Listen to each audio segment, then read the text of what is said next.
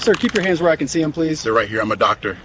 I just finished a 12-hour shift. What's going on? Turn around for me. For what? I work here. Take it easy, rookie. Just talk to him. Sir, turn around. Hands behind your back. This is unnecessary. Hey, Left you're hand. cutting off circulation. Loosen Easy. it. Check the fit. Welcome to the car, rookie. Sir, turn around. Hands behind your back, Miller orders, his voice now strained with adrenaline. This is unnecessary, Dr. Vance states, not struggling, but refusing to be manhandled. The sudden, sharp pain of his arm being forced into an unnatural position makes him flinch.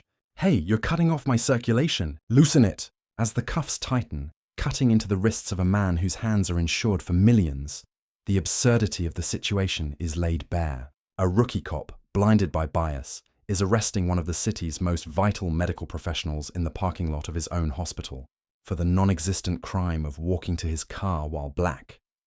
Should police departments be held financially liable for ignoring documented red flags in a rookie's training file? Let us know your thoughts below.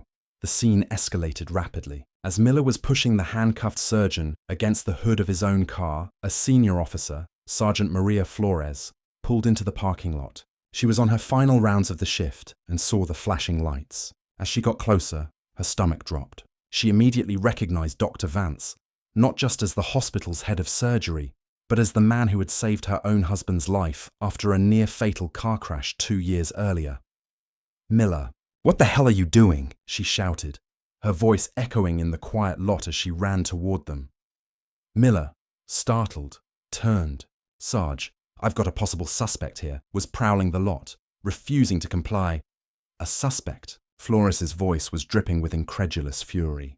"That's Dr. Elias Vance, the chief of trauma surgery. He works here, you idiot! Get those cuffs off him now!" The realization washed over Miller's face, a slow-motion wave of horror. He fumbled with the handcuffs, his hands trembling as he unlocked them. Dr. Vance straightened up, rubbing his bruised wrists. He looked at Sergeant Flores, a man of immense composure, but for the first time that night, the anger in his eyes was visible. "Thank you, Sergeant," he said, his voice cold and steady. "Your officer decided I was a car thief. He refused to listen when I identified myself. He assaulted me, and I can assure you, this is not over." Sergeant Flores turned to Miller, who now looked like a scared child. "You are suspended, effective immediately. Get in your vehicle, go back to the station, and do not speak to anyone. You are finished here." The fallout was immediate and catastrophic. By noon, the Austin police chief was on the phone personally apologizing to Dr. Vance, who had gone from the ER to being treated in his own hospital for deep contusions on his wrists and a strained shoulder. The body camera footage was reviewed by the department's command staff and the city's legal team. It was an open and shut case of unlawful arrest, excessive force, and blatant racial profiling. The hospital's board of directors issued a furious statement, condemning the treatment of one of their most essential employees. The story exploded in the media. Hero surgeon arrested by rookie cop in hospital parking lot became a national headline. The footage of the calm, exhausted doctor being needlessly arrested was played on a loop, sparking widespread outrage. Dr. Vance hired a team of the nation's top civil rights attorneys.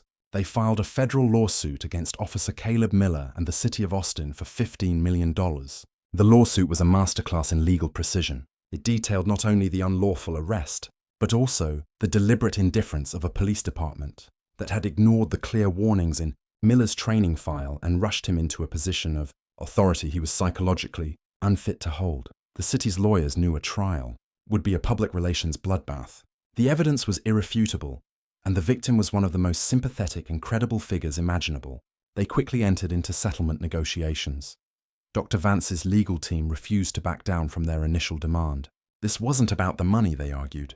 It was about sending a message so loud and so expensive that it could never be ignored again. The city capitulated and agreed to pay the full $15 million. Caleb Miller was fired from the Austin Police Department. His law enforcement career, which had lasted less than 6 months, was over. He was placed on the National Decertification Index, branding him as unemployable in any police department in the country. Dr. Elias Vance, true to his character, used the incident to create something positive. He used the entire $15 million settlement to establish the Vance Institute for Justice in Medicine, a foundation dedicated to addressing systemic bias in both law enforcement and healthcare. He returned to the operating room, his hands fully recovered, to continue saving lives. But the story of his arrest serves as a chilling reminder.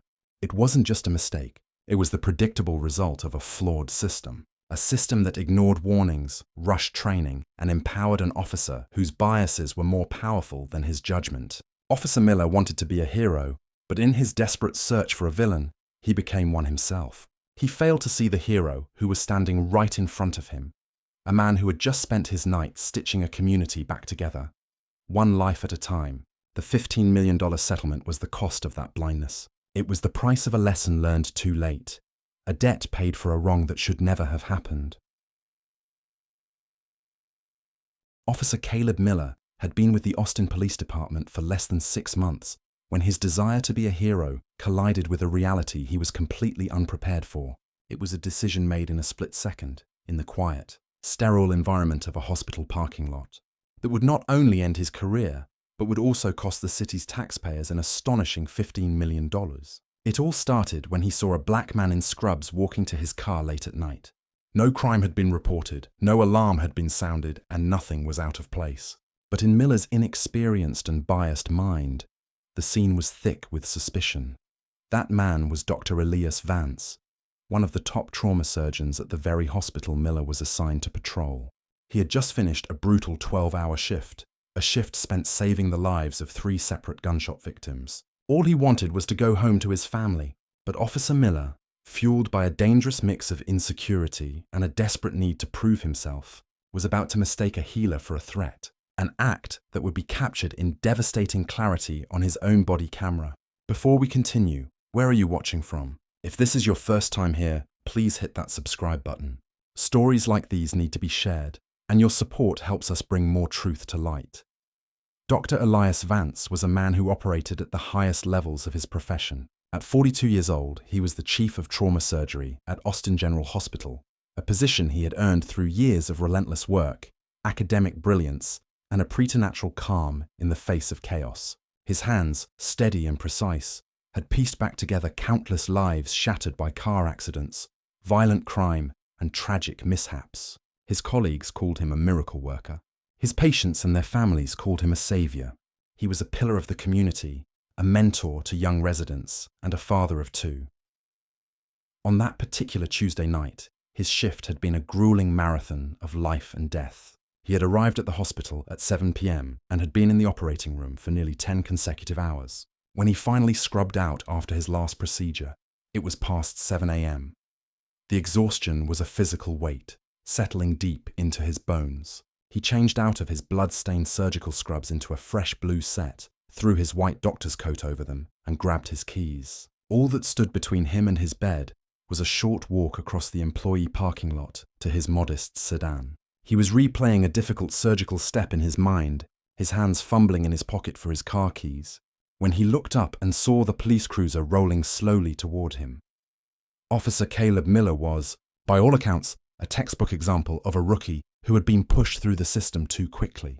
He'd graduated from the police academy 5.5 months earlier. His training file, which would later become a key piece of evidence in a federal lawsuit, was filled with subtle but persistent red flags. His field training officer had noted that Miller exhibits a tendency to interpret ambiguous situations as hostile and relies on gut instinct over established protocol. In a role-playing exercise simulating a stop, an instructor wrote that Miller escalated a calm scenario into a confrontation by failing to de-escalate or listen to the subject. But the department was critically understaffed, and the pressure to get new officers on the street was immense. The warnings were logged, then ignored. Miller was cleared for solo patrol. He hated the night shift, especially the quiet patrols around the hospital complex. It felt like babysitting. He craved action, the kind of high-stakes bust that would earn him respect back at the precinct. So when he saw Dr. Vance walking through the parking lot, his mind, preconditioned by bias and starved for validation, began to spin a dangerous fantasy. He didn't see a tired surgeon heading home. He saw a man who didn't belong. He rationalized his suspicion. It was late. The man was looking down, perhaps casing cars, and his scrubs could easily be a disguise. The thought that he was looking at a respected doctor at his own place of work never once crossed his mind. He pulled his cruiser up, the blue and red lights cutting through the pre-dawn quiet, and stepped out, ready to make his mark. The body camera footage begins with Miller approaching Dr. Vance, his stance immediately confrontational. "Sir, keep your hands where I can see them, please." Dr. Vance looks up, his expression a mixture of confusion and exhaustion. He holds his empty hands up in a gesture of clear compliance. "They're right here. I'm a doctor," he says, his voice calm but weary. "I just finished a 12-hour shift. What's going on?" Miller ignores the explanation completely. His mind has already decided what this is. "Turn around from me," he commands, his voice sharp. The surgeon's fatigue gives way to disbelief. "For what?" "I work here," he says, gesturing toward the massive hospital building looming behind them. This is the critical moment of divergence. A seasoned officer would have paused, recognized the scrubs, the stethoscope around the doctor's neck, the hospital ID clipped to his coat, and realized their mistake. But Officer Miller was not a seasoned officer. Dr. Vance's logical questioning did not register as a plea for reason. It registered as defiance. It was a challenge to his authority, and his thin training had taught him that any challenge must be met with overwhelming control. He grabs Dr. Vance's arm. As he does, a second officer, his partner, can be heard trying to intervene. "Take it easy, rookie, just talk to him." But Miller is too far gone, lost in his own narrative of confrontation. He twists the doctor's arm behind his back.